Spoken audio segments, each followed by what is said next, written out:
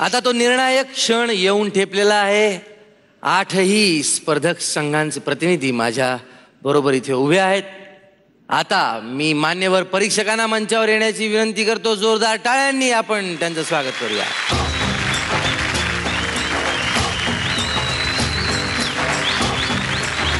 या 8 स्पर्धक संघांपैकी 4 स्पर्धक संघ जे रनरअप ठरलेले आहेत त्यांची नावं मी आता वाचणार आहे. त्यांना मानचिन्ह आणि झी मराठीतर्फे 50,000 रुपयांचा धनादेश मिळणार आहे. पाहूयात ती नावं कुठली आहेत. पहिलं नाव आहे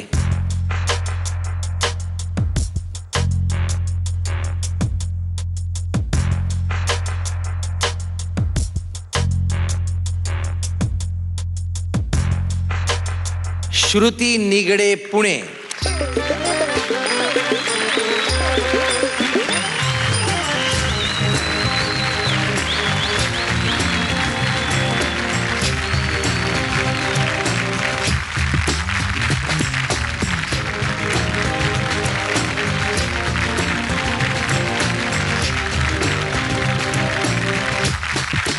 आणि रनरअप पैकी दुसरं नाव आहे विजय आयनारकर रत्नागिरी.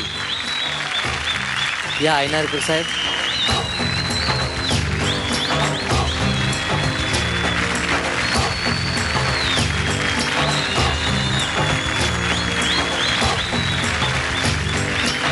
आयनारकर साहेब यातले अर्धे पैसे आणि अर्ध श्रेय रेणुकाचं आहे, त्यामुळे ते तिच्यावर खर्च करा. तिसरं नाव आहे साईनाथ ग्रुप सुरत.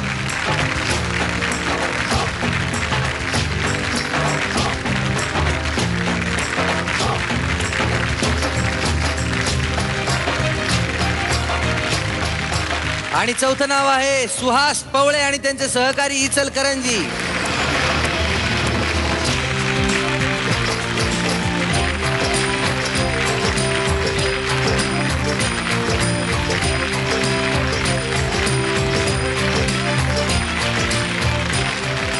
तुमचा प्रवास आमच्या बरोबर खूप सुखकर होता.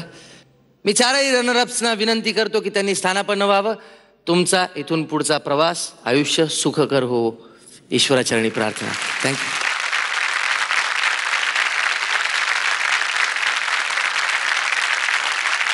आता मी मंचावर येण्याची विनंती करतो आमच्या कार्यक्रमाचे प्रायोजक केसरी टूर्स प्रायव्हेट लिमिटेडच्या डिरेक्टर झेलम चौबळे यांना.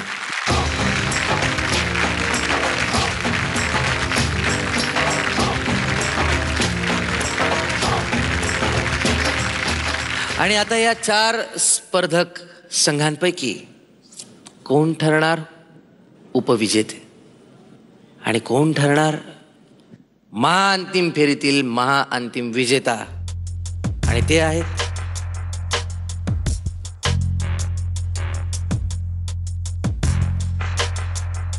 बी बॉईज नागपूर.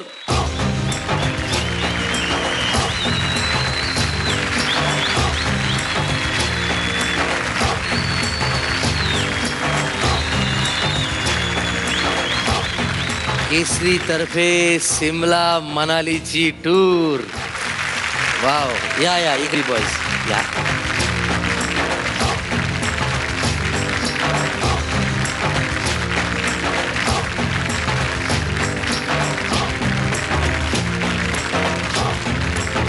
आणि दुसऱ्या क्रमांकावर आहेत म्हणजेच उपविजेते आहेत दुर्गेश नंदिनी ग्रुप सातारा. 50,000 रुपयांचा धनादेश. केसरी तर्फे सिमला मनालीची टूर. वा.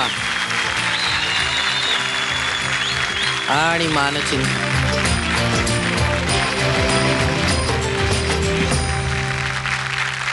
मी दोनही उपविजेत्यांना विनंती करतो की त्यांनी स्थानापन्न व्हावं.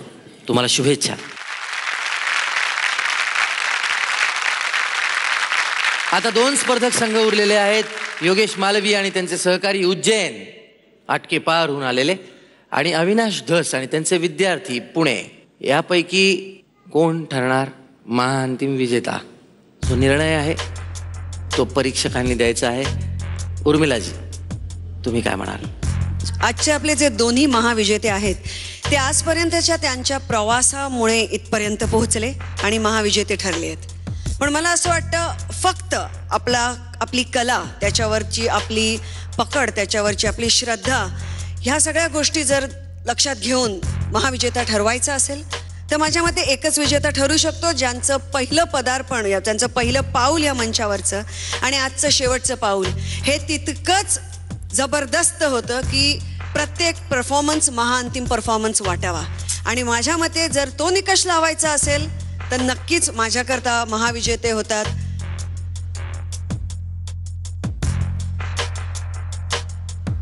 आपला प्रांत सोडून अटकेपार इथे झेंडा लावायला आलेले योगेश मालवी आणि ग्रुप.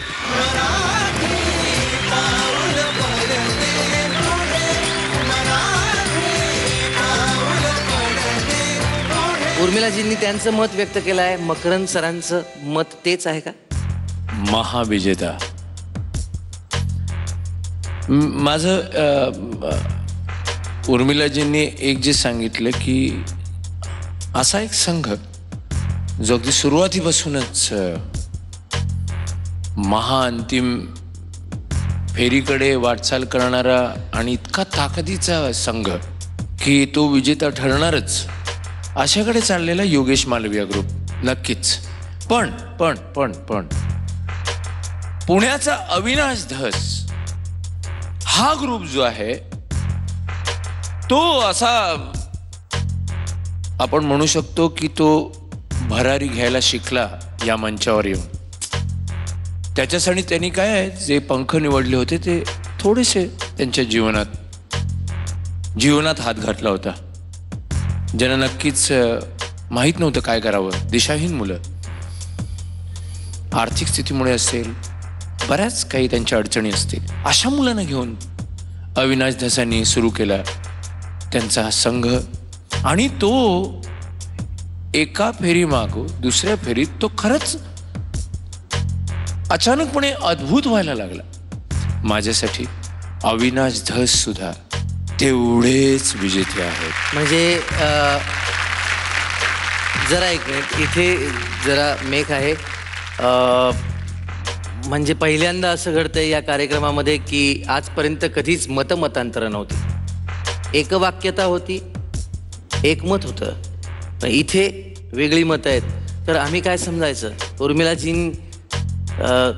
कोणाचा पलडा भारी आहे? माझ्या मते असे निकष लावले तर अशक्य आहे ना जितू. कारण का ज्यांचा प्रत्येक पाऊल एकापेक्षा एक हुकमी एकच असतो एका कॅटमध्ये. पण प्रत्येक पाऊल आणि प्रत्येक परफॉर्मन्स जर एका ग्रुपचा असा पडत गेला की जो हुकमी एक आहे आणि एक ग्रुप खूप मोठ्या एक आपलं मानसिक बळ घेऊन आलेलं आहे.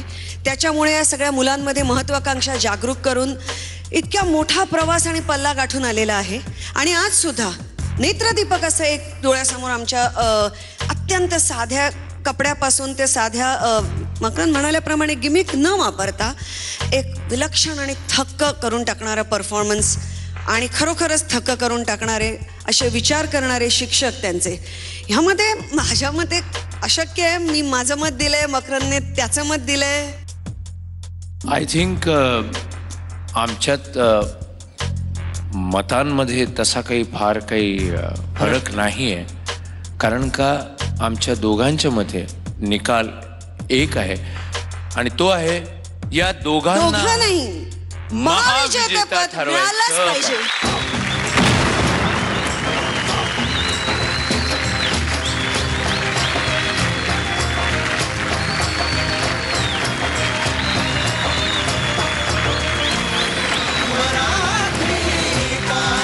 ₹1,00,000 धनादेश झी मराठी वाहिनीतर्फे.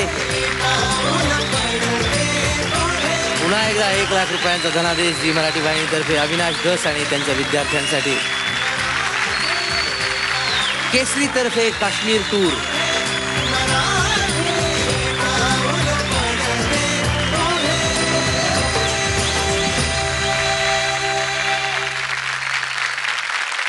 मराठी पाऊल पडते पुढे हा एक उत्कृष्ट दर्जेदार आणि प्रेरणादायी प्रोग्रॅम दिल्याबद्दल झी मराठी आणि नितीन चंद्रकांत देसाईजींचे मी खूप आभार मानते आणि प्रायोजक या नात्याने केसरीचा जो ह्याच्यामध्ये सहभाग आहे आम्हा सर्व केसरियन्सना त्याचा अभिमान वाटतोय की हा प्रोग्रॅम ह्या महाराष्ट्राच्या कानाकोपऱ्यातल्या कला आज जगभरात लोकांपर्यंत जाऊन पोचलेल्या आहेत. खरंच खूप खूप खूप धन्यवाद. आणि तुम्ही थोडीशी पंचायत केलेली आहे की 2 विनर्स आहेत, एकच टूर आहे, तर I am proud to announce की ह्या दोन्ही विनर्सना केसरीतर्फे टूर देण्यात येईल. आणि परीक्षकांना विनंती करतो की आपल्या महाअंतिम सोहळ्याच्या आधी सुरुवातीला त्यांनी ज्या मानचिन्हाचं अनावरण केलं होतं ते मानचिन्ह त्यांनी महाअंतिम विजेत्यांना द्यावं.